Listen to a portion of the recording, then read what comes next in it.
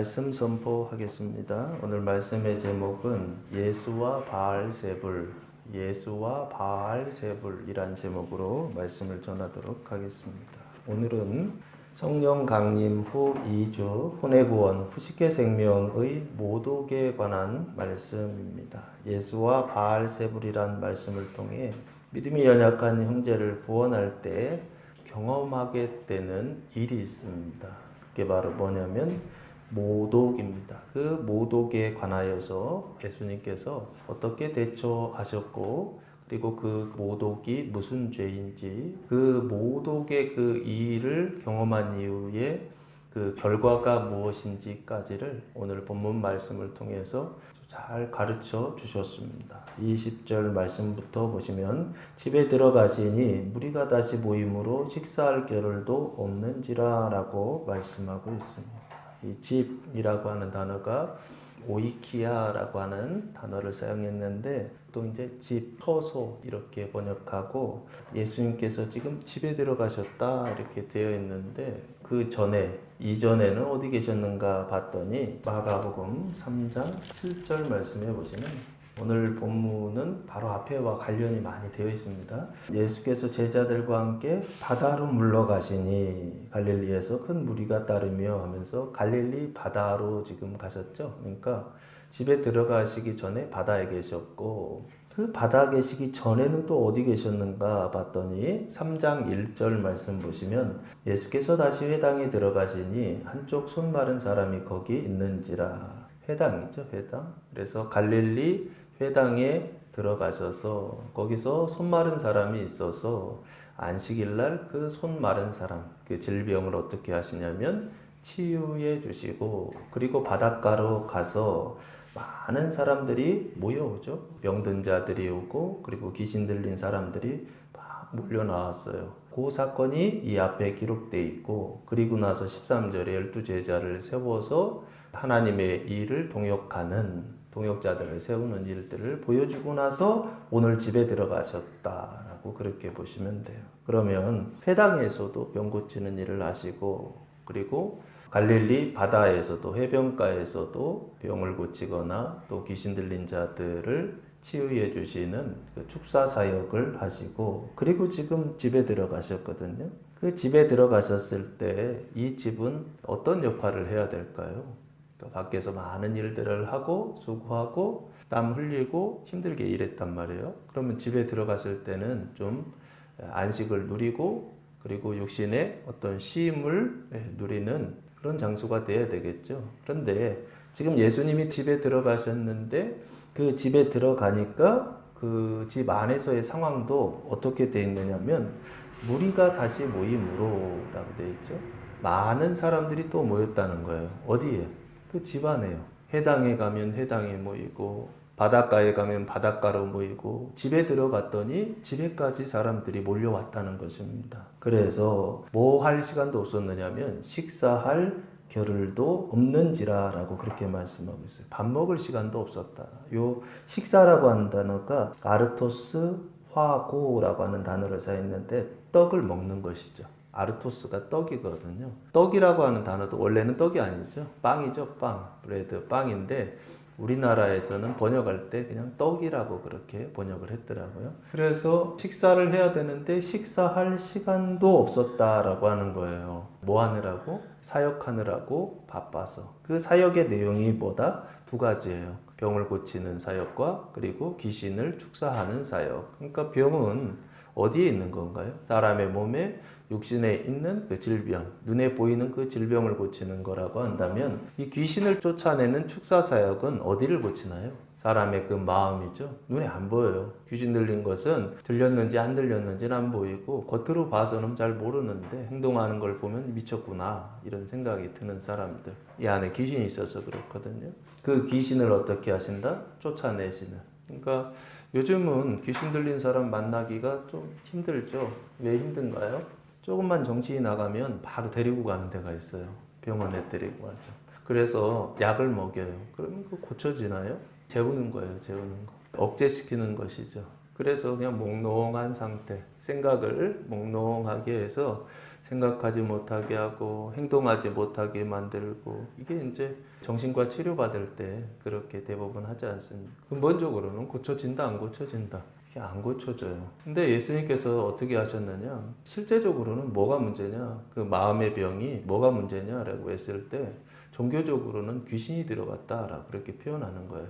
그러니까 사람의 마음이 병들었어요. 육신이 병든 것처럼 마음이 병들었는데 그 마음에 병든 그 원인이 뭐냐라고 했을 때 그것을 종교적으로는 귀신 들렸다, 영적인 문제다라고 그렇게 판단하는 것입니다. 세상에서는 그게 물리적인 문제다, 뇌의 문제다, 이런 식으로 표현을 하죠. 성경에서는 마음의 병이 있을 때 귀신 들린 사람들이라 보고, 그리고 그것을 어떻게 하시냐면 쫓아내시는, 이걸 축사라고 합니다. 귀신 축사.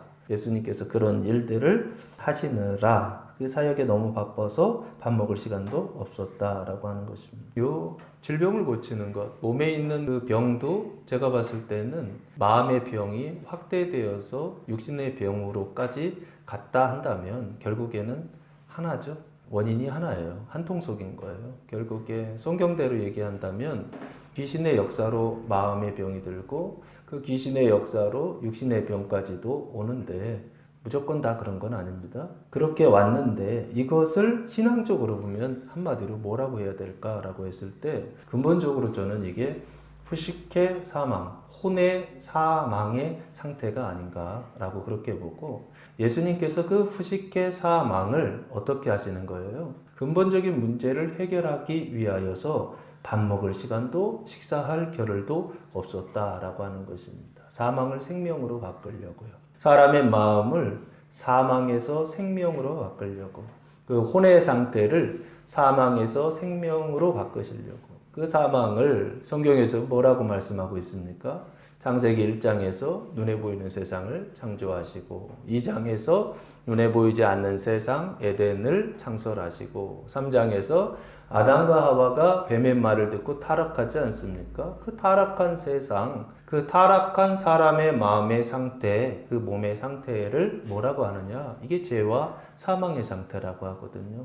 그래서 그 죄와 사망의 상태를 한마디로 얘기하면 저는 뭐라고 해야 될까 했을 때 이게 뱀의 말을 듣는 거예요. 뱀의 말을 듣는 것이고 뱀의 생각을 따라서 살아가는 거. 그렇게 살아가면 우리의 마음이 어떤 상태가 되느냐? 이 사망의 상태, 병든 상태가 되고 사로잡히는 것이죠. 그 뱀의, 그 사망의, 그 귀신의 그 주권에 사로잡혀 있는 상태가 되죠. 그거를 성경에서는 뭐라고 얘기하냐면 주권이라고 그럽니다. 뱀의 주권, 뱀의 통치, 뱀의 다스림, 그 다스림 가운데 사로잡히는 상태, 이 상태를 지금 귀신 축사나 질병 치유라고 하는 그것을 통해서 해결하시는 그 모습을 보여주고 있는 것이 아닌가 싶습니다. 그러니까 귀신을 축사하시고 그리고 또한 육신의 병을 고쳐주셨다는 얘기는 푸시케 사망을 뭐로 바꿔주신 거냐면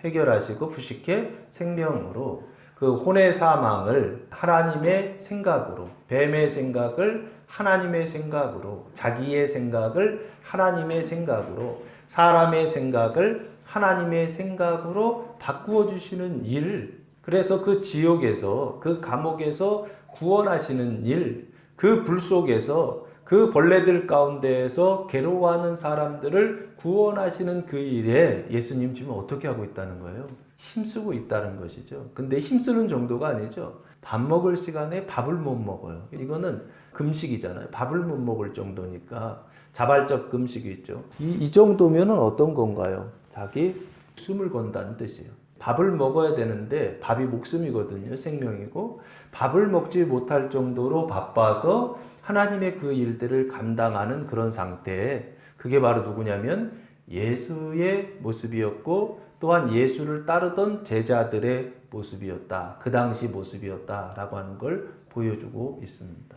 사랑하는 성도 여러분, 우리가 이 땅을 살아가면서 무엇을 위해 살아야 되는가라는 생각을 해볼 때가 있습니다.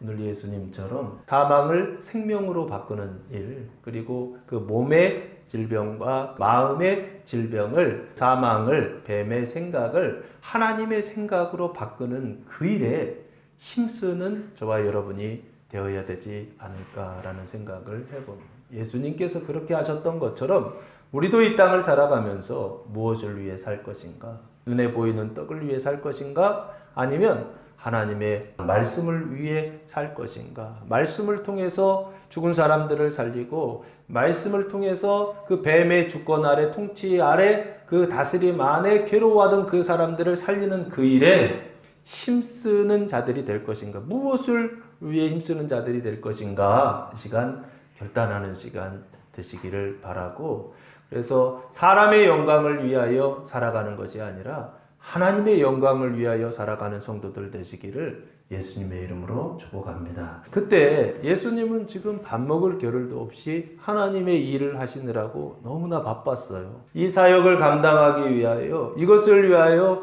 자기도 목숨을 바치지만 제자들까지도 자신의 몸을 바쳐서 거룩한 산제사로 드려서 하나님의 일들을 감당하고 있었습니다. 그때 사람들의 반응이 크게 보면 두 가지인데 엄밀히 보면 세 가지가 나와 있어요. 첫 번째가 21절 말씀입니다. 예수의 친족들이 듣고 그를 붙들러 나오니 이는 그가 미쳤다 하밀러라 라고 말씀하고 있습니다. 여기 예수의 친족들이라고 되어 있죠. 이 친족들이라고 하는 단어가 좀 재밌어요. 아우토스 파라라고 하는 전치사를 사용했는데, 이 아우토스라고 하는 단어는 대명사거든요. 인칭 대명사인데 3인칭 아우토스라는 게 그냥 그의 이 파라라고 하는 단어가 전치사인데 근처에 가까이에 라는 뜻이에요. 그러니까 예수의 근처, 예수의 가까이에 있는 사람. 그러니까 그걸 지금 뭐라고 번역했느냐면 친족들이다 라고 그렇게 번역을 해놨더라고요.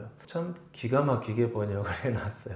예수와 가까운 사람들 해서 친족이라고 번역을 해놨더라고요. 그 예수의 친족들, 그럼 친족들은 누군가요? 보통 친족하면은 엄마도 친족이죠. 형제들도 친족이죠.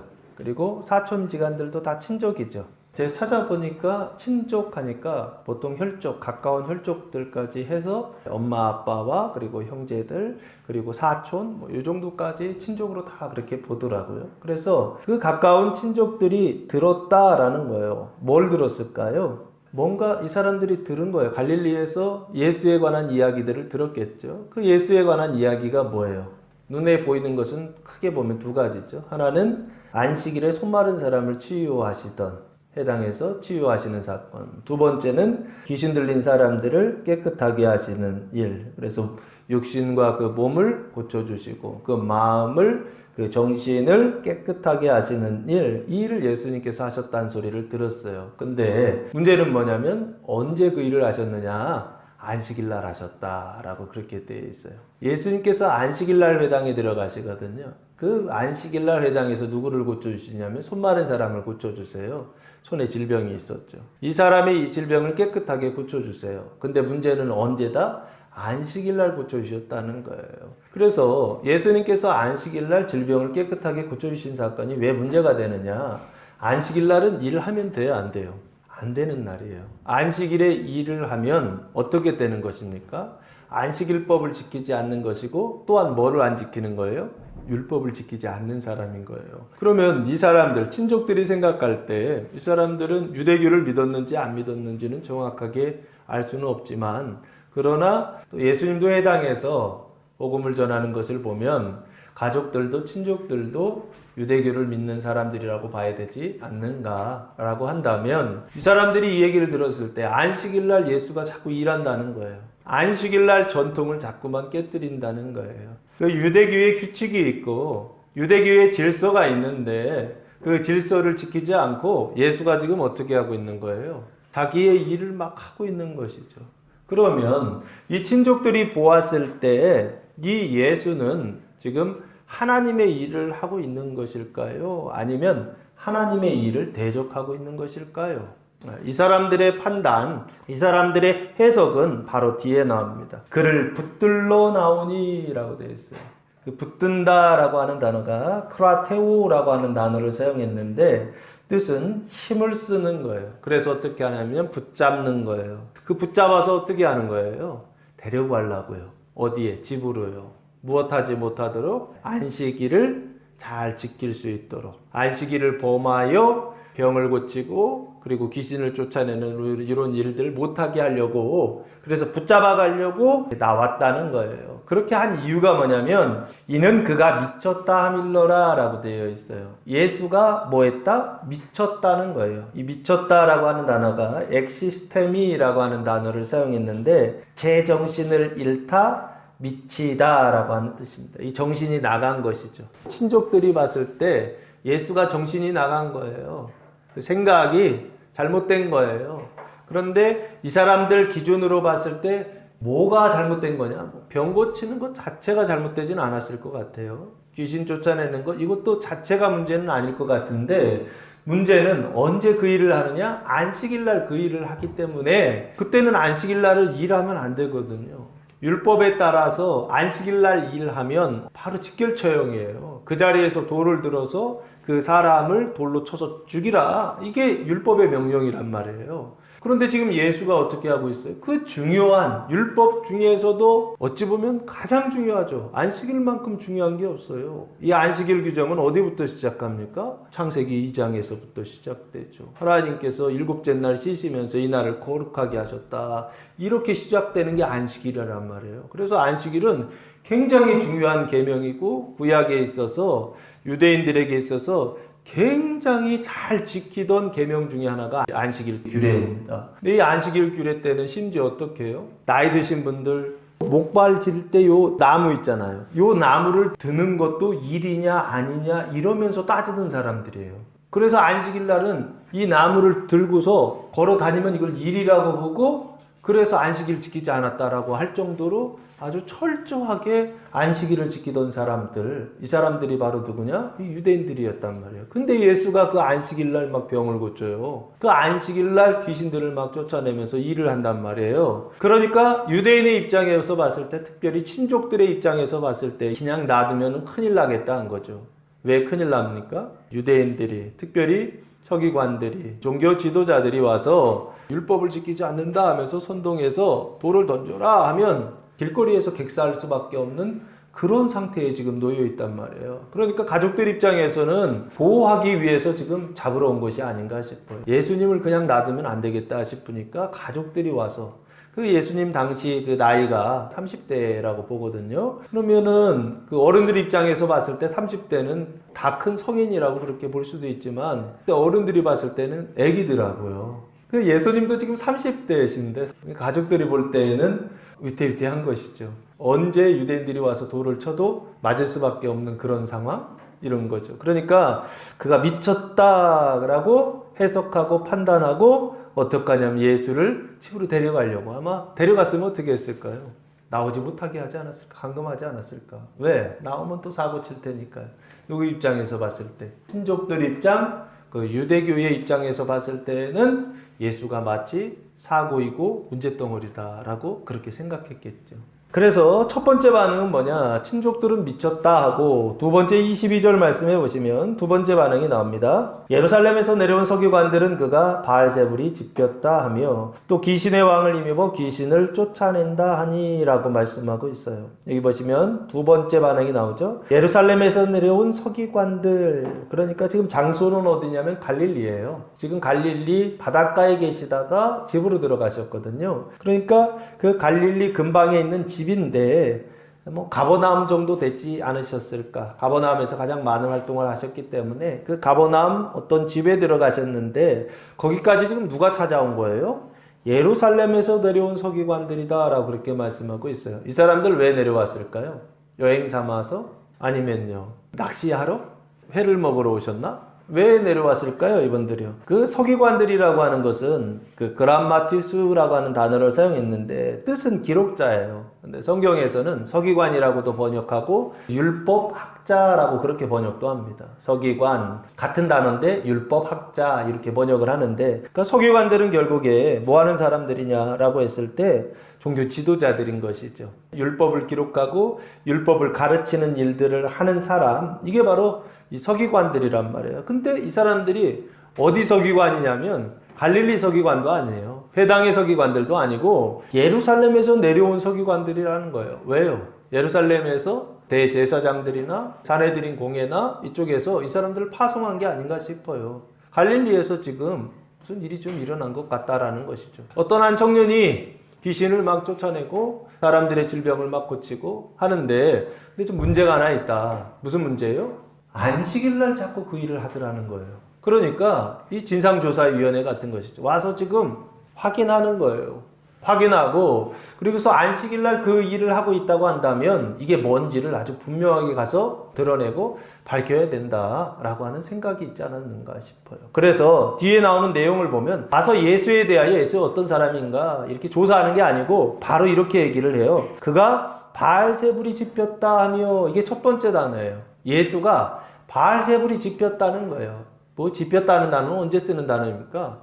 귀신 들렸다 했을 때 쓰는 단어가 이 짚혔다는 단어예요. 귀신에 사로잡혔다, 귀신에 붙들렸다, 그 귀신의 집에 귀신의 그 소유물이 되었다 이런 뜻으로 사용할 때 이 짚혔다라고 하는 에코라고 하는 단어를 사용해요. 근데 이 단어가 뭐냐면 바알세불이라고 하는 단어가 재밌는 단어예요. 뜻은 악한 영들의 두목이라는 뜻인데 두목이라는 게 결국에는 방백, 첫째, 왕이란 뜻이에요. 왕. 그러니까 악한 영들의 왕이란 뜻이에요. 바알세불이란 뜻이. 약한 영들이 있는데 그 악한 영들 중에서도 왕, 통치자, 왕 이 단어예요. 그 주권의 문제인 것이죠. 그래서 오늘 말씀은 이걸 보면서 어떤 생각을 했느냐면 오늘 말씀의 핵심이 어디 있느냐라고 했을 때 왕이라고 하는 이 단어에 있어요. 왕인데 이 왕이 바알세불의 왕이냐 아니면 세상을 창조하신 여호와 하나님 하늘의 그 왕이냐 이것을 아주 분명하게 드러내고 밝혀내는 그래서 분별하게 하시는 말씀이 바로 이 오늘 말씀이 아닌가 싶어요. 이 뒤에 이어지는 말씀에서도 보면 서신서나 구약의 언약에서도 왕에 대한 얘기들이 나와요. 그래서 알았죠. 이번 주에 말씀이 왕에 대한 주제를 말하고 있구나 라고 하는 것을 캐치하셔야 돼요. 그가 바알세불이 짚혔다 하면서 그 바알세불에게 붙들렸다. 예수 안에 뭐가 있느냐면 바알세불이 있다는 것이죠. 그 얘기는 예수의 그 존재의 상태가 어떻다라고 하는 것을 표현하고 있는 것 같아요. 예수의 존재의 상태는 그 안에 하나님이 있는 상태나 뭐 여호와가 있는 상태 이런 상태가 아니라 누가 그 안에 있다는 거예요. 바알세불 귀신의 왕이 있다는 거예요. 하늘의 왕이 아니라 이 땅의 왕, 육신의 왕이라고 해야 되나요? 그 죄와 사망의 왕, 그 바알세불이 예수 아래에 있다라고 하는 거예요. 그 존재의 상태를 이렇게 설명하고 그리고 나서 두 번째 또 귀신의 왕을 힘입어 귀신을 쫓아낸다. 그의 사역, 쫓아내는 귀신을 쫓아내는 사역 이게 예수께서 하시는 일이거든요. 그의 행동의 상태는 하나님의 힘을 힘입어 하는 것이 아니라 하나님의 말씀을 힘입어 하는 것이 아니라 그 율법의 근거에서 하는 것이 아니라 귀신의 왕을 힘입어 그 귀신의 왕이 주는 힘을 사용하여 그래서 누구를 쫓아낸다? 귀신을 쫓아낸다라고 그 두 가지를 말합니다. 이게 예루살렘에서 내려온 서기관들, 율법 학자들의 판단이고 해석이고 선언이에요. 그러니까 와서 얘기하고 싶었던 거죠. 무슨 얘기를 하고 싶었던 거예요? 예수는 어떤 사람인가 조사하려고 온 게 아니에요. 이미 예수에 대한 소식을 듣고 파견한 것이죠. 그래서 어떻게 하라는 거예요? 가서 예수의 그 일을 어떻게 더 이상 하지 못하도록 예수의 사역이 확장되지 못하도록 막아라 이거죠. 방해하라 이거죠. 그런데 어떻게 공권력으로 왜? 이 사람들이 종교 지도자들이요. 그 종교 지도자들이 그때는 재정이 일치된 사이이기 때문에 정치와 종교가 일치되는 사이에 있기 때문에 종교 지도자가 정치적인 그런 권력도 가지고 있었단 말이에요. 그러니까 와서 이렇게 판단해 준 거예요. 백성들에게. 바알세불이 짚혔다는 거예요. 예수는 바알세불이 짚혀서 병을 고치고 바알세불이 짚혀서 그래서 그 힘을 힘입어서 귀신을 쫓아낸다라고 그렇게 명백히 선언해 준 거죠. 그러면 백성들의 반응은 어떨까요? 당연히 예수를 좀 멀리하기 시작하겠죠. 예수는 하나님의 일을 하는 사람이다라고 생각하고 열심히 쫓았는데 근데 예수는 하나님의 사람 아니다라고 종교 지도자들이 와서 그렇게 명백하게 얘기해 주니까 당연히 백성들의 반응은 어땠을까요? 조금씩 좀 떨떠름했겠죠. 그렇기는 해. 예수가 안식일을 지키지 않는 건 좀 문제 있는 것 아닌가? 이런 생각들을 했을 거라고요. 그때 이제는 이제 예수님께서 그 세 가지 반응에 대하여서 아주 분명하게 비유를 들어서 반박하시고 그리고서 어떻게 하면 자기 자신을 변호하세요. 23절 말씀 보시면 예수께서 그들을 불러다가 비유로 말씀하시되 사단이 어찌 사단을 쫓아낼 수 있느냐라고 그렇게 말씀하세요. 이게 첫 번째 비유이고 첫 번째 대답이에요. 사단이 어찌 사단을 쫓아낼 수 있느냐라고 하는 거예요. 서기관들한테 대답하는 겁니다. 지금 순서가 거꾸로 대답이 됩니다. 세 번째 대답이 귀신의 왕을 입히고 귀신을 쫓아낸다 라고 하는 그 물음에 예수님께서 지금 대답하시는 거예요. 사단이 어찌 사단을 쫓아낼 수 있느냐. 사단이 어찌 사단을 쫓아낼 수 있느냐. 이건 말이 되지 않는다라는 얘기죠. 사단은 사단을 쫓아낼 수 있다 없다. 없다는 얘기죠. 사단이 사단을 쫓아낼 수 있느냐. 이렇게 반문하셨던 거예요.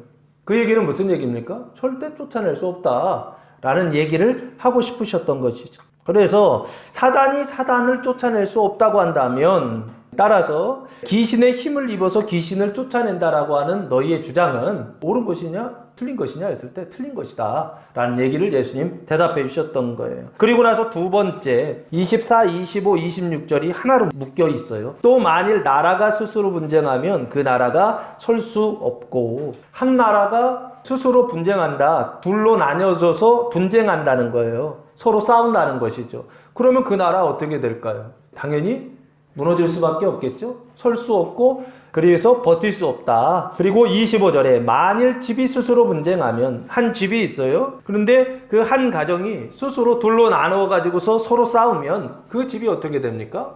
설 수 없고 망할 수밖에 없다. 그 얘기를 하는 것이죠. 그리고 나서 세 번째 만일 사탄이 자기를 거슬러 일어나 분쟁하면 사단이 사단을 거슬러서 서로 싸우면 설 수 없고 세워질 수가 없는 것이죠. 그리고 어떻게 된다? 결국엔 망한다. 그러면 똑같은 얘기예요. 나라가 분쟁하면 설 수 없고 집이 분쟁하면 설 수 없고 사단이 분쟁하면 설 수 없고 결국에는 망한다 라는 얘기를 예수님 하시는 거죠. 이 얘기를 하시는 이유는 뭐예요? 앞에서 바알세불이 짚혔다라고 하는 그 얘기 때문에 하시는 거예요. 나라가 분쟁하면 말하고 집이 분쟁하면 설 수 없고 사단이 분쟁하면 망하는데 그렇다고 한다면 너희가 나에게 예수님에게 바알세불이 짚혔다라고 하는 그것은 맞는 얘기다 틀린 얘기다?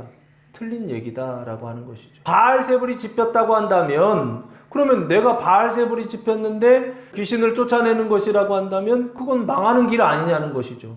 나라가 망하고 집이 망하고 사단이 망하는 길인데 내가 바알세불이 짚혔다고 한다면 바알세불이 자기 자신이 자기 자신을 망하게 하는 일을 하겠느냐라고 하는 것이죠. 그러니까 당연히 자기 자신은 바알세불이 짚힌 것이 아니다 라고 하는 것을 지금 비유로 말씀해 주셨던 거예요. 그렇게 하면서 반박하셨던 것이죠. 바알세불 짚힌 거 아니다. 첫 번째 귀신의 힘을 입어 귀신을 쫓아낸 거 아니다 라고 대답하시고 두 번째 바알세불이 짚힌 것 아니다 라고 반박하시고 세 번째가 27절 말씀입니다. 사람이 먼저 강한 자를 결박하지 않고는 그 강한 자의 집에 들어가 세간을 강탈하지 못하리니 결박한 후에야 그 집을 강탈하려리라 라고 그렇게 말씀하세요. 사람이 안드로포스 사람이 먼저 강한 자를 결박하지 않고는 그냥 말 그대로 보시면 강한 자를 결박하지 않고는 그 강한 자의 집에 들어가서 세간을 강탈한다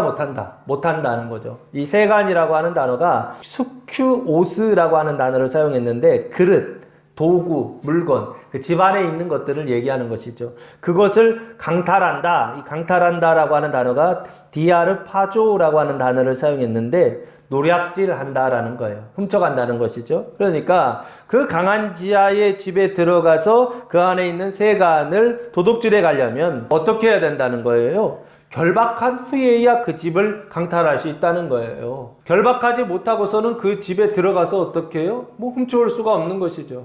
강제로 훔쳐오거나 강탈할 수가 없는 거예요. 결박해야만 들어가서 훔쳐올 수 있다라고 하는 거예요. 근데 지금 내가 이 귀신을 지금 쫓아내고 있잖아요. 지금 예수님 얘기를 하고 싶은 거예요. 그 사람이 예수님이고 그 강한 자가 제가 봤을 때는 이스퀴로스라고 하는 단어를 사용했는데 뜻은 강력, 능력, 그리고 강대함이란 뜻이에요. 근데 이 강한 자가 누굴까? 강력한 능력을 가진 자가 누굴까 했을 때 눈에 보이는 존재를 얘기하는 게 아니에요. 눈에 보이지 않는 존재를 얘기하죠. 그가 누굴까요? 앞에서 얘기했던 귀신, 그 사단, 이걸 말하는 게 아닐까. 이 귀신과 사단을 신앙적으로 표현하면 우리 혼의 사망을 얘기하는 것이죠. 후식의 사망을 이야기하는 것이 아닌가 싶어요. 이 뱀의 생각을 얘기한다고요. 그 강한 자의 집에 들어가서 그 안에 있는 세간을 강탈하려면 어떻게 해야 되느냐? 그 강한 자를 결박해야만 그 집에 들어가서 강탈할 수 있는 것처럼 내가 누구를 결박했다는 거예요. 그 귀신을 결박하고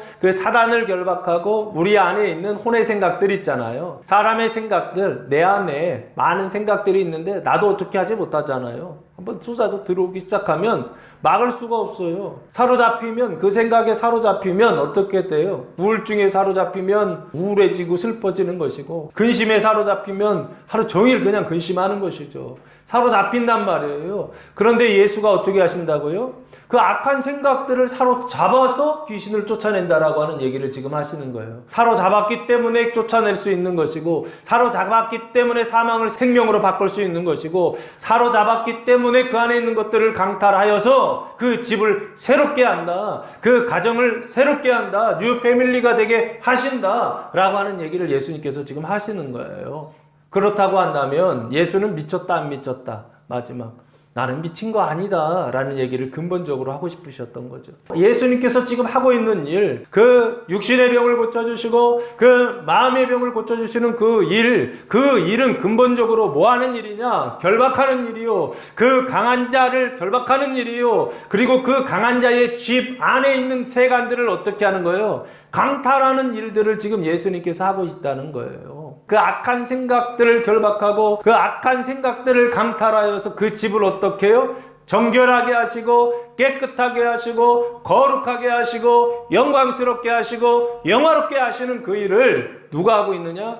내가 하고 있다라고 하는 걸 예수님께서 아주 분명하게 말씀하고 있다고요. 내가 밥도 안 먹으면서 밥 먹을 시간도 없으면서 이 사역에 사람들 마다할 수 있잖아요. 6시 되면 퇴근해야죠. 집에 가서 밥 먹고 쉬어야 되죠. 그 다음날 또 일하려면 그렇게 해야 된단 말이에요, 사람들은. 근데 예수님은 어떻게 하신다고요? 밥 먹을 겨를도 없이 하나님의 그 사역을 위하여서 그 지옥 속에서, 그 후식의 사망 속에서, 자기의 생각 속에서, 그 뱀의 생각 속에서, 그 불구덩이 속에서 괴로워하고 있는 사람들 건져내기 위해서 어떻게 하더라고요? 불철주야 일하시더라는 거예요. 근데 그걸 이 사람들은 뭐라고 봤다고요?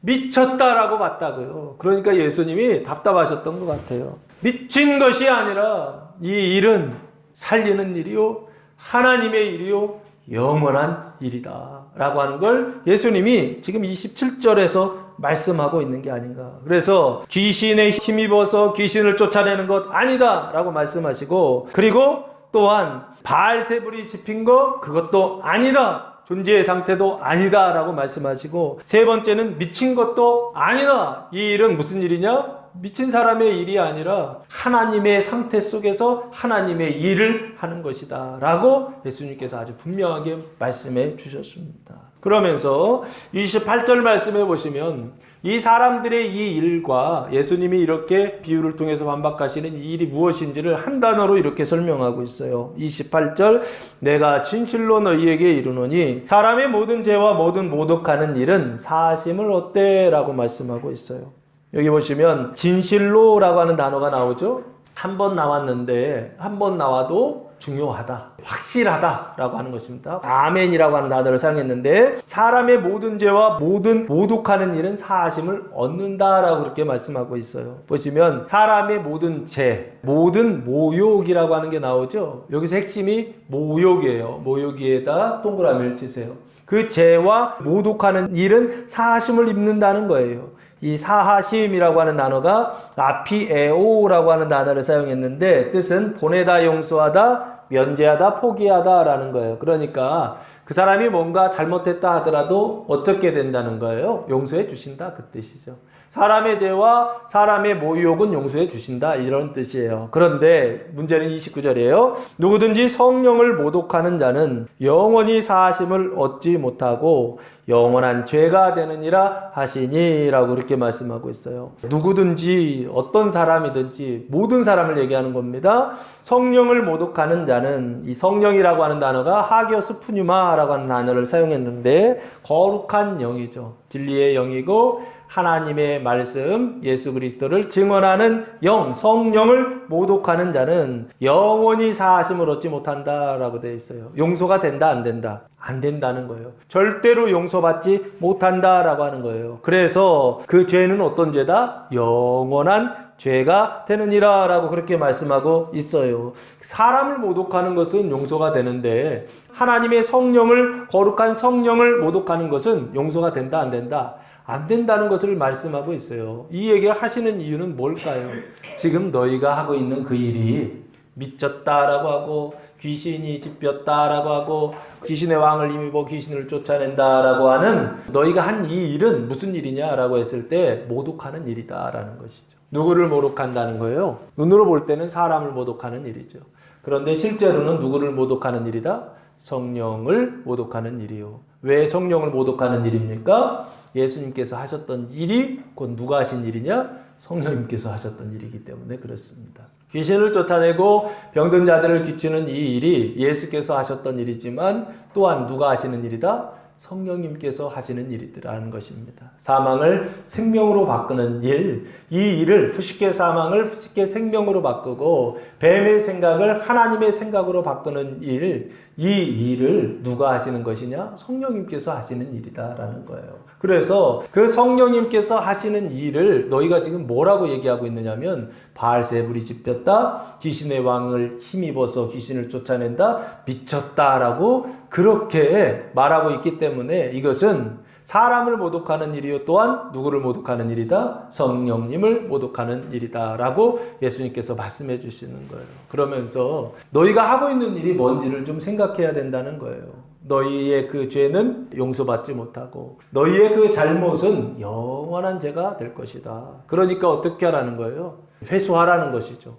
철수하라는 것이죠. 너희의 그 주장을 바꾸라고 하는 것이죠. 돌이키라는 거예요. 그래서 어떻게 하라는 것입니까? 지금 예수께서 하시는 이 일이 누가 하시는 일이냐? 하나님께서 하시는 일이요 성령님께서 하시는 일이다 라고 인정하고 영접하고 믿고 받아들여라 라고 하는 얘기를 예수님께서 이렇게 하시는 것이 아닌가 싶습니다. 그러면서 또한 이 말씀을 통해 우리가 생각해 봐야 될 건 뭐냐? 마찬가지로 예수님께서 쌀 겨를도 없이 그 살리는 일을 위하여 그 뱀의 생각을 하나님의 생각으로 바꾸는 그 일을 위하여 이렇게 열심히 일했던 것처럼 우리도 마찬가지로 성령 강림절 2주를 지나가면서 살리는 그 일을 위하여 사망을 생명으로 바꾸는 그 일을 위하여 주님께서 힘써 일하게 하실 것입니다. 그때 사람들의 반응이 어떤 반응이 나오느냐?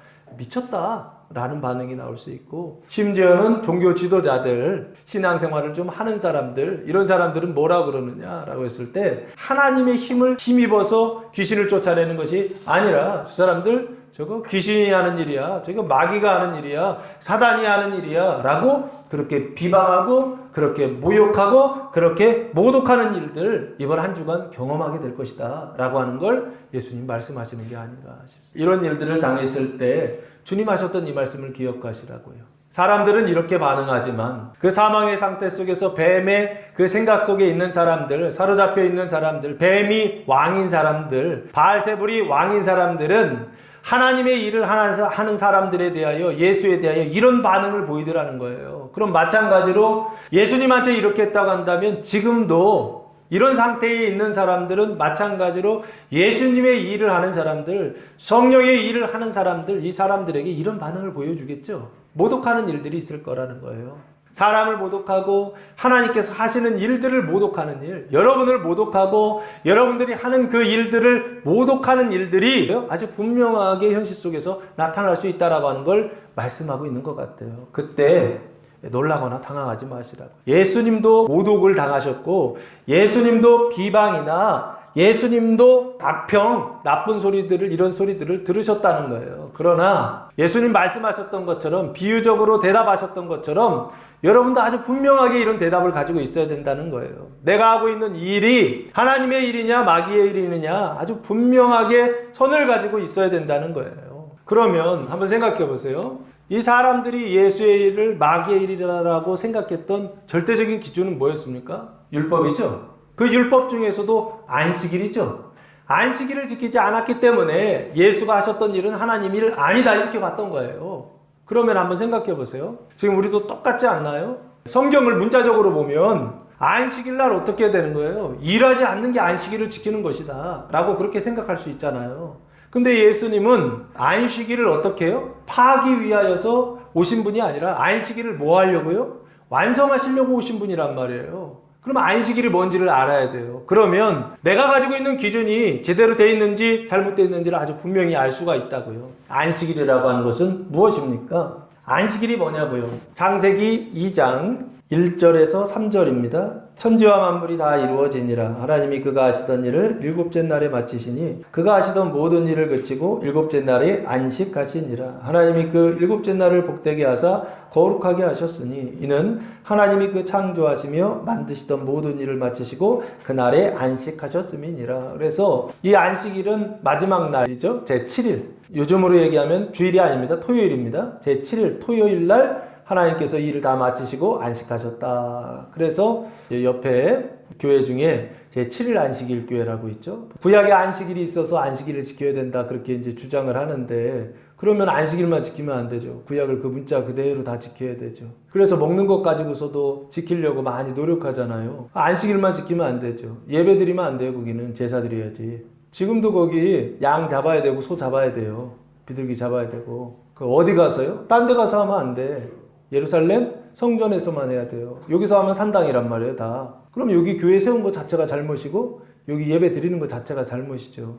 그러니까 성경을 문자적으로만 해석하고 그걸 절대화해버리면 그럼 그게 문제가 돼요. 예수님께서 폐하러 오신 것이 아니라 완성하러 오셨다 했을 때 그게 무슨 뜻인지를 알아야 된다고요. 안식일이라고 하는 것은 거룩하게 하신 날이다. 여긴 그렇게만 돼 있어요. 그런데 출애굽기 31장에 보시면 안식일을 이렇게 표현하고 있어요. 13절입니다. 너는 이스라엘 자손에게 말하여 이르기를 너희는 나의 안식일을 지키라. 이는 나와 너희 사이에 너희 대대의 표징이니 나는 너희를 거룩하게 하는 여호와인 줄 너희가 알게 함이라 라고 말씀하고 있죠. 안식일은 뭐다? 표징이라고 되어 있죠. 무슨 표징? 거룩하게 하시는 하나님이라고 하는 표징이죠. 그러니까 표징이면서 언약인 거예요. 무슨 언약이냐? 내가 너희를 거룩하게 하겠다라고 하는 약속인 것이죠. 이게 한 번 더 나오죠. 에스겔서에 보시면 요 에스겔서에서는 제가 볼 때는 이웃들에 대한 이방인들에 대한 표징과 언약으로서 다시 한번 말씀하세요. 에스겔서 20장 12절 말씀해 보시면 이렇게 말씀하세요. 내가 그들을 거룩하게 하는 여호와인 줄 알게 하려고 내 안식일을 주어 그들과 나 사이에 표징을 삼았노라 라고 말씀하고 있죠. 표징이잖아요. 근데 무슨 표징이다? 거룩함의 표징이다. 표징은 뭐예요? 언약이란 뜻이에요. 언약이요. 구약이 이게 언약이었던 거예요. 메시지를 전달하기 위한 수단이었던 거예요. 안식일을 매주 지켜서 어떻게 하라는 거예요? 하나님께서 너희를 거룩하게 하시겠다라고 하는 언약이다라는 거예요. 그래서 안식일은 이제 일곱째 날이잖아요. 그 첫째 날, 둘째 날, 셋째 날, 넷째 날, 다섯째 날, 여섯째 날까지는 가증하게 살다가 일곱째 날 하루만 어떻게 해요? 거룩하게 사는 이게 구약의 상태란 말이에요. 그런데 예수님은 뭐하러 오신 거예요? 금요일 날 돌아가시고 토요일 날 무덤 속에 계시다가 일요일 날 부활하심으로 그래서 그 일요일은 주일은 무슨 상징이냐? 일곱째 날, 첫째 날부터 일곱째 날까지 모든 날을 거룩하게 하셨다라고 하는 그 거룩함의 언약, 이 안식일을 성취하셨다라고 하는 그 언약이 바로 주일이에요, 주일. 그러니까 주일을 지키는 건 왜 지키는 것이냐? 그것 때문에 아직도 뭐 거룩하게 하신다 이런 뜻이 아니고 예수님이 2000년 전에 십자가에 달려 돌아가시고 부활하심으로 이 안식일 언약을 성취하셨기 때문에 모든 날이 첫째 날부터 마지막 날까지 모든 날이 생명의 날이 되었고 거룩한 날이 되었다라고 하는 것을 선포하는 날이, 기뻐하는 날이, 예배하는 날이, 찬송하는 날이 주일날이에요. 주일날 우리가 예배 드리는 이유가 그거라고요. 주일날 하나님께 예배드리는 목적이 뭐냐? 하나님께서 모든 날들을 거룩하게 하셨습니다. 우리를 구원하셨습니다. 이것을 찬송하는 날이 주일이란 말이에요. 그러면 지금 이제 예수님께서 안식일날 일했다라고 지금 문제를 삼은 거예요. 안식일날은 문자적으로는 일하면 안 돼요. 근데 예수님께서 안식일날 일을 하셨다라고 하는 거예요. 안식일날 일하지 말라라고 하는 것은 무슨 일 하지 말라라고 말씀하시는 거냐면 사람의 일을 그치라는 거예요. 그리고 모든 날을 무슨 날로 바꾸신 거냐면 하나님의 일을 하는 날로 바꾸신 거, 이게 주일이라는 뜻이에요. 생명의 날이 되었다라는 거예요. 단순히 일하지 않고 행동하지 않는 게 중요한 것이 아니라 뭐 하는 것이 중요하다? 사람의 일을 그치는 거예요. 사람의 의를 따라서, 사람의 선을 따라서 그 사람의 선과 사람의 의가 아담과 하와가 타락한 이후에 어떤 상태가 되었나요? 뱀의 상태가 되었단 말이에요. 뱀의 생각의 상태가 되었단 말이에요. 뱀의 그 말의 상태가 되었단 말이에요. 그 부패한 상태가 되었다고요. 그 타락한 상태가 되었다고요. 그 타락한 의, 타락한 선, 타락한 미, 아름다움을 따라 살아가는 그 일을 멈추고 하나님의 선, 하나님의 의를 따라 살아가는 모든 나를 만드시기 위하여 예수님께서 지금 어떻게 하시느냐? 일하고 계시더라는 거예요. 그걸 완성하기 위하여 예수님께서 너희를 거룩하게 하신다라고 하는 것을 완성하기 위하여 하나님의 일을 하더라는 것이죠. 그럼 안식일은 결국에 뭘 얘기하느냐? 거룩하게 하는 하나님, 이거거든요. 예수님이 오셔서 하나님의 일을 하셨던 거예요. 사람의 일, 가증한 일을 그치고 하나님의 일을 하셨던 것, 이게 안식일날 예수님 하셨던 것이고, 그 예수님께서 안식일을 문자적으로 지키지 않고 그 안식일을 본질적으로 지켜서 결국에 사람의 일을 그치고 하나님의 일을 하셔서 거룩하게 하신 날, 이게 바로 주님이 하셨던 일이라고요. 그러니 이 일은 바알세불이 지핀 거냐고요.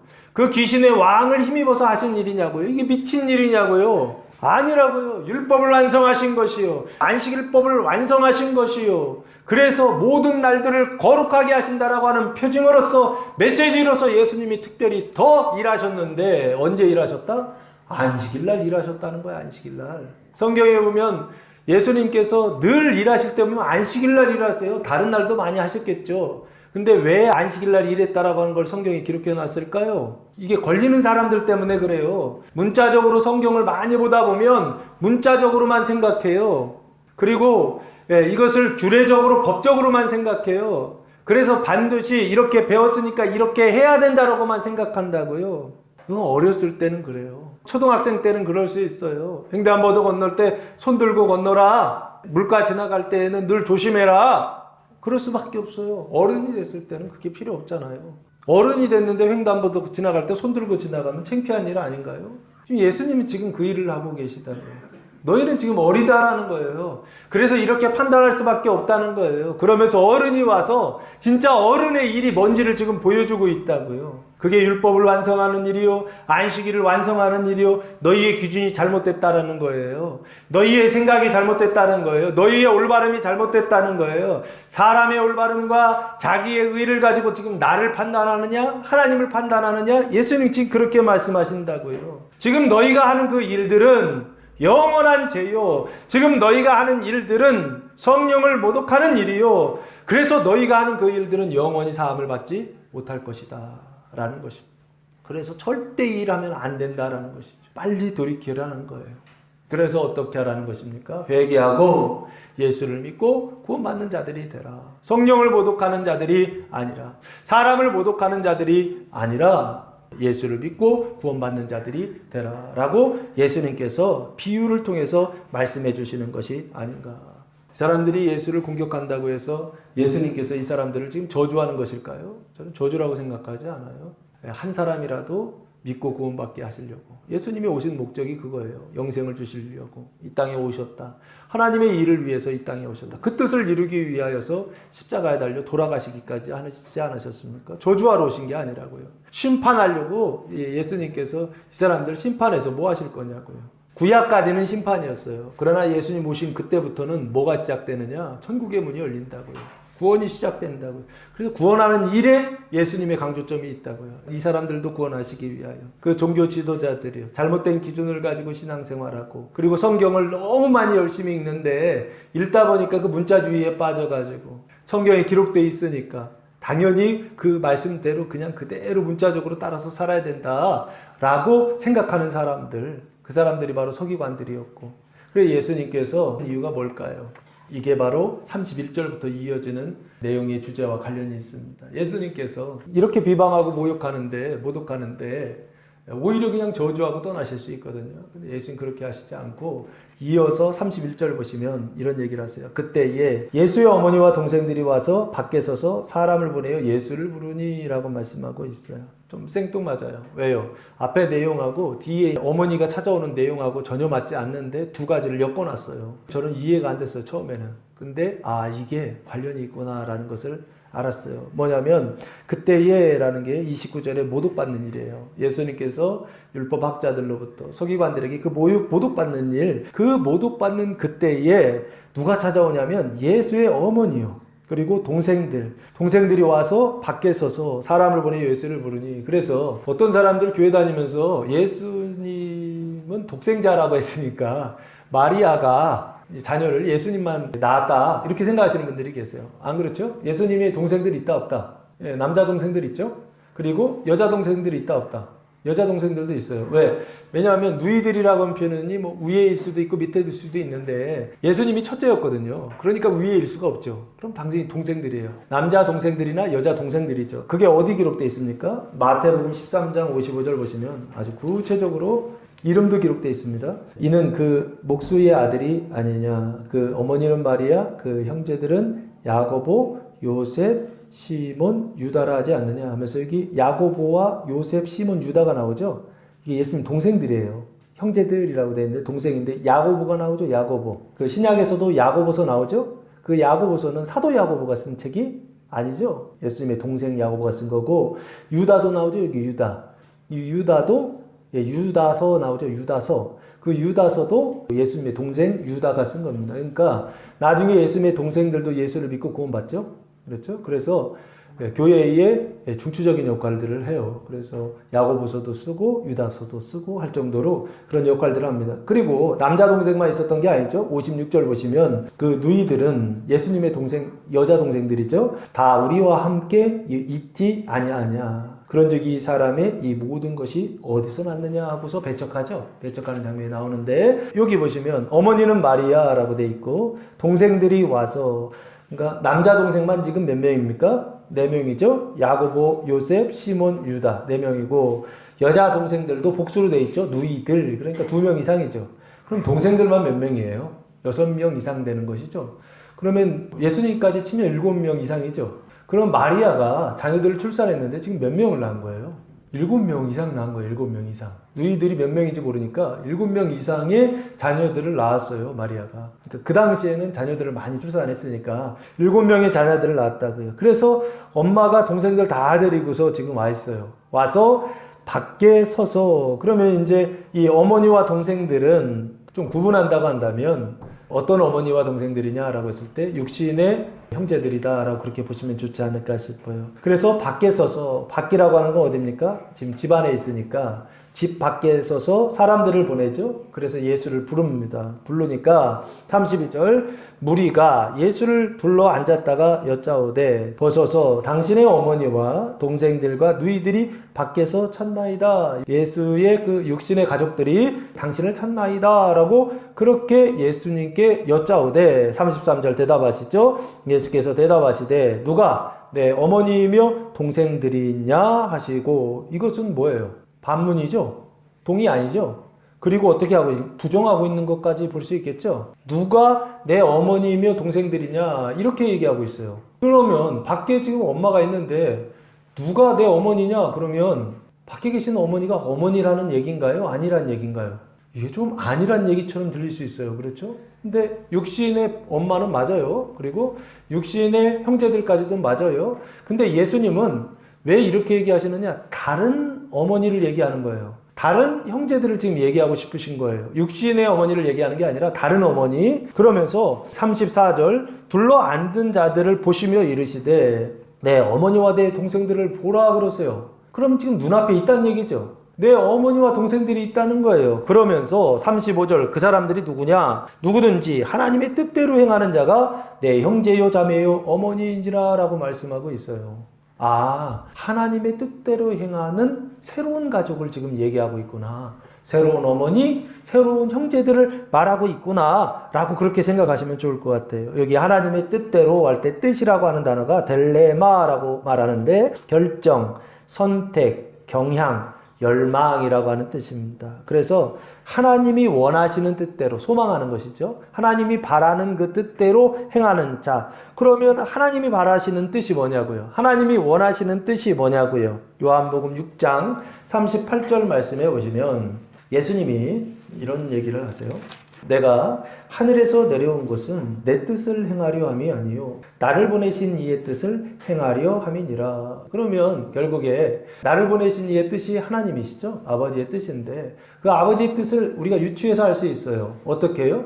예수님 하신 일, 뜻을 하러 오셨다고 하셨으니까 예수님께서 행하신 그 일이 결국에 아버지의 뜻이죠. 그러면 예수님이 하신 일, 오늘 하신 일은 뭐예요? 병 고치고 귀신들을 쫓아내는, 신앙적으로 보면 푸시케 사망을 푸시케 생명으로 바꿔주시는 일, 깨끗하게 하시고 정결하게 하시고 거룩하게 하시는 일, 이 일을 예수님께서 하셨단 말이에요. 이게 주님 하셨던 일이고 이게 아버지의 뜻이라고 말할 수 있겠죠. 그리고 좀 더 구체적으로 이 일을 위해서 예수님께서 최종적으로 하신 일이 뭐냐라고 했을 때 마태복음 26장 42절 말씀해 보시면 예수님의 마지막 기도, 겟세마네 기도가 나옵니다. 다시 두 번째 나아가 기도하여 이르시되 내 아버지여 만일 내가 마시지 않고는 이 잔이 내게서 지나갈 수 없거든 아버지의 원대로 되기를 원하나이다 하시고, 이 원대로라는 단위가 뜻이에요. 뜻. 아버지의 뜻대로 되기를 원하나이다. 그러면 이 아버지의 뜻은 뭐예요? 이 잔, 고난의 잔, 십자가의 잔, 죽음의 잔이거든요. 그러면 아버지의 뜻은 뭐냐? 결국에 이 잔을 옮기지 않는 게 아버지의 뜻이었다고요. 그 고난이나 그 죽음의 잔을 마시는 것이 아버지의 뜻이었다고요. 이게 아버지의 뜻이에요. 그러니까 예수의 죽음, 인자의 죽음이 아버지의 뜻이다 라고 지금 말하고 있죠. 누가복음 22장 42절 말씀에서도 보시면 비슷한 얘기가 나옵니다. 42절 이르시되 아버지여 만일 아버지의 뜻이거든 이 잔을 내게서 옮기시옵소서. 그러나 내 원대로 마시옵고 아버지의 원대로 되기를 원하나이다 하시니, 여기서도 똑같죠? 잔을 어떻게 해달라? 네, 옮겨달라고 그렇게 말씀하고 싶죠. 그런데 하나님께서 잔 옮겨야 안 옮기시죠. 그리고 결국에는 십자가의 그 죽음의 잔을 마시게 하시잖아요. 그게 아버지의 뜻이었던 것이죠. 그래서 마지막 요한복음 6장 40절 말씀해 보시면, 그래서 그 잔을 마셔서 예수님께서 하고자 하셨던 일이 뭐냐라고 하셨을 때 요한복음 6장 40절 말씀해 보시면 사도 요한은 이렇게 말하고 있습니다. 내 아버지의 뜻은 아들을 보고 믿는 자마다 영생을 얻는 이것이니 마지막 날에 내가 이를 다시 살리리라 하시니라 하시면서 지금 믿는 자에게 뭘 주시는 것? 영생을 주시는 것. 그것이 누구의 뜻이다? 아버지의 뜻이다. 그 일을 위하여 예수님께서 어떻게 하신 거예요? 십자가에 달려 돌아가신 일이죠. 지금 이게 같은 얘기들을 하고 있는 거예요. 아버지의 뜻대로 행하는 자다라고 했을 때 예수님 입장에서 보면 잔을 마시는 것이고 십자가에 달려 돌아가시는 것이고 인자의 죽음을 경험하시는 일, 이것이 아버지의 뜻이라고 한다면, 예수님 입장에서 보신다고 한다면, 그렇다고 한다면 그 일을 통하여 받는 사람의 입장에서 본다고 한다면 예수를 믿고 무엇을요? 영생을 얻는 것. 이것이 바로 우리 믿는 자들, 우리에게 주시는 하나님의 구원의 은총이다라고 하는 것입니다. 그래서 여기요, 결국에 아버지의 뜻대로 행하는 자라고 하는 것은 무엇을 이야기하느냐라고 했을 때, 이 행하는 자라고 할 때 이 단어가 포이에오라고 하는 단어를 사용했는데 뭔가를 하다, 실천하다, 실행하다라고 하는 뜻입니다. 그 뭔가를 하다, 행하다, 실천하다라고 하는 게 결국에 뭐라는 거냐? 죽음이죠. 인자의 죽음인 거예요. 그 인자의 죽음, 예수의 죽음과 같이 믿음이 강한 자들의 그 죽음을 통하여서 누구를요? 믿음이 약한 자들이 영생을 얻고 구원을 받는 거. 이것이 바로 뭐냐면 하나님의 뜻대로 행하는 자다라고 하는 말의 뜻이 아닐까 싶습니다. 그렇게 됐을 때 그러면 이런 것이죠. 예수가 죽어서 우리가 구원받았던 것처럼 믿음이 강한 우리가 동일하게 예수님과 같이 그 병을 고치고 귀신을 쫓아내는 뱀의 생각을, 그 후식의 사망을 생명으로 바꾸는 그 일을 위하여 우리가 고난을 받고 우리가 대신 죽는다고 한다면 우리의 생각이 죽고 우리의 감정이 죽고 안이 꽂고 더러워서 못하겠어 이런 생각 들잖아요. 그런데도 그 생각과 그 감정이 십자가에 못 박고 죽고 끝까지 주님을 따라서 가면 후식의 사망에 있었던 사람이 후식의 생명으로 거듭나고 거룩하게 되고 영생을 받게 돼서 구원을 받게 되죠. 그때 그 모습을 한마디로 뭐라고 얘기할 수 있습니까? 믿음이 강한 자를 통하여서 죽음을 통하여 믿음이 약한 자가 구원을 받는 거, 그때 뭐가 탄생해요? 그때 교회가 탄생하죠. 그게 교회예요. 그리고 그때 뭐가 탄생해요? 그 교회를 형제 자매라고 하잖아요. 그게 뉴 패밀리예요. 새로운 가족이요. 어머니, 내 진짜 영원한 어머니, 내 영원한 형제들이 어떻게 된다는 거예요? 이때 생겨난다는 거죠. 하나님의 뜻대로 행하는 자가 내 형제요, 자매요, 어머니이니라 라고 예수님 말씀하시면서 지금 이 얘기를 하고 계신 거예요. 앞에서 그렇게 모독하고 비방하고 험담하라고 악담하고 그렇게 나쁘게 나를 대했는데 그 사람들을 위하여 믿음이 강한 예수님이 죽으셨던 것처럼 여러분이 죽을 때 하나님의 뜻을 행하는 자가 될 때 그때 뭐가 되느냐? 그게 하나의 교회, 그게 하나의 나라, 그것이 하나의 가족, 생명의 가족이 될 것이다 라고 하는 것을 예수님께서 지금 이 어머니와 그 형제들을 통하여서 가르쳐 주시고 지금 우리한테 말씀해 주시는 것이 아닌가 싶습니다. 이번 한 주간 많은 사람의 모욕과 또한 성령을 모독하는 일들을 경험하게 될 것입니다. 비방하고 그리고 험담하고 나에게 나쁜 말들을 할 거예요. 친족들이 그렇게 하고 가까이에 있는 형제들이 그렇게 하고 특별히 종교 지도자들 중에서도 종교적인 어떤 자리에 있는 사람들도 찾아와서 그 얘기 할지도 몰라요. 그때 예수님과 같이 아주 분명하게 아주 담대하게 내가 지금 무슨 일을 하고 있는지, 내 안에 누가 계시는지, 그리고 나를 통해서 누가 구원을 받는지까지 새로운 가족이 만들어진다라고 하는 확실한 인식과 믿음을 가지고 세상 속에서 승리하는 한 주간 되시기를 예수님의 이름으로 축원합니다. 기도하겠습니다. 사랑과 은혜가 풍성하신 아버지 하나님, 감사와 찬송과 영광을 올려드립니다. 이번 한 주간 예수님께서 모욕을 당하셨던 것처럼 성령님께서 모욕을 당하셨던 것처럼 우리들도 사람들로부터 어떠한 모욕을 당하더라도 믿음이 연약한 형제들을 구원하기 위하여 힘쓰고 애쓰는 한 주간 되게 하셔서 새로운 가족, 하나님의 가족, 영원한 가족, 참된 교회를 세워가는 믿음의 자녀들, 믿음의 백성들, 믿음의 종들 다 되게 하여 주시옵소서. 이제는 우리 주 예수 그리스도의 은혜와 하나님 아버지의 무한하신 사랑하심과 성령의 교통하심이 사랑하는 성도들 머리에와 가정위에와 교회 위에 이제로부터 영원토록 함께 하시기를 간절히 축원하옵나이다. 아멘.